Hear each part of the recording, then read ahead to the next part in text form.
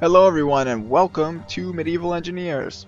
This is a game that's brought to you by the same development team behind Space Engineers, but obviously instead of building spaceships in the future, you're building castles in the medieval period. Here I'm just going to take you on a quick tour of my first castle build and what I have so far. It's a work in progress, so there'll probably be a series of update videos as I go along. I really just kind of want to highlight a few of the things that I really like about Medieval Engineers, and one thing that really sets it apart from Space Engineers besides just the theme. Let's go ahead and get my character.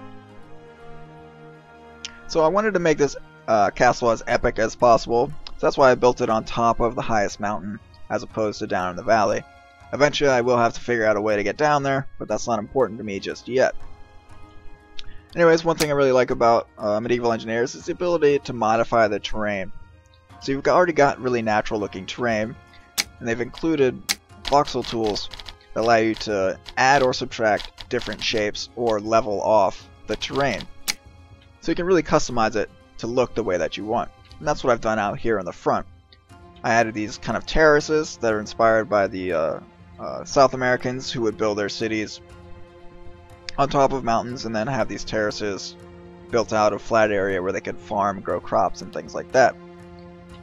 Also, the really main thing that I wanted the castle to look as though it was built into the mountain as opposed to built on it. So I wanted to incorporate the mountain into the design as opposed to making it look like I had just kind of flattened off the top of the mountain and then built a castle on it.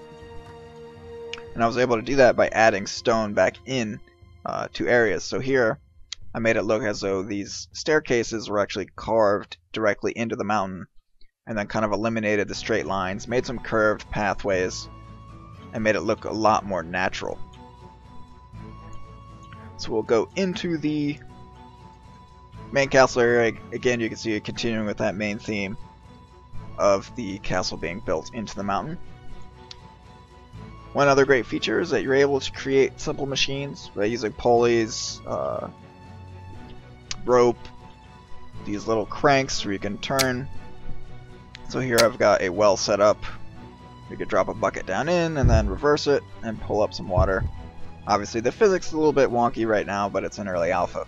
You can build catapults, trebuchets, drawbridges, gates, all sorts of other cool contraptions. And we'll go into this tower over here.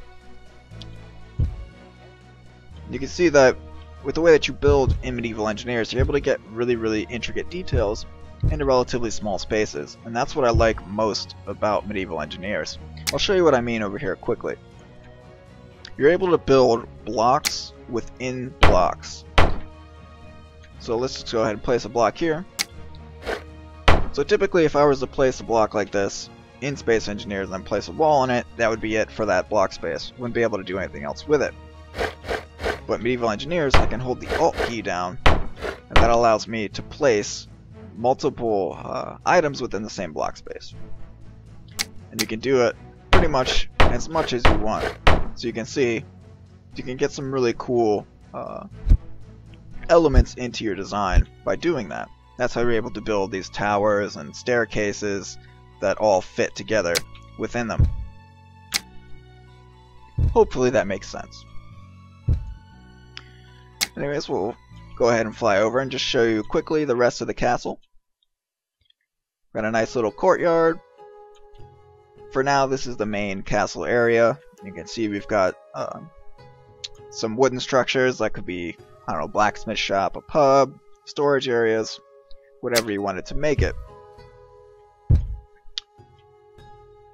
And just to give you an idea of what the interior spaces can look like, again, it's all a work in progress. But you can build some really cool looking elements into your designs. Again, up here we've got some roofs, and you can add all this planking and stuff I've added in afterwards, which is another great feature, is that you're able to add smaller block details, and you can change the size and add it to make a really custom feel. You could add, you know, vertical posts for structural support. Obviously, wouldn't do it just like that, but you get the idea. And then on the same note of structural integrity, I don't have it enabled just yet for building, because it can be frustrating but there is structural integrity modeled into the game. So once you have your design complete, you can enable structural integrity, and you will have to properly support your castle. I can show you what I mean by toggling the N key. So everything that's green means it's properly supported. Yellow means it's under a bit of stress, and then anything that's red, you can see down there I got a little red area I got to work on. Anything that's red is in danger of collapsing. So when launching cannonballs or catapults at the structure, you can actually take down a wall and then have an entire part of the castle collapse. I'll probably illustrate that in further videos.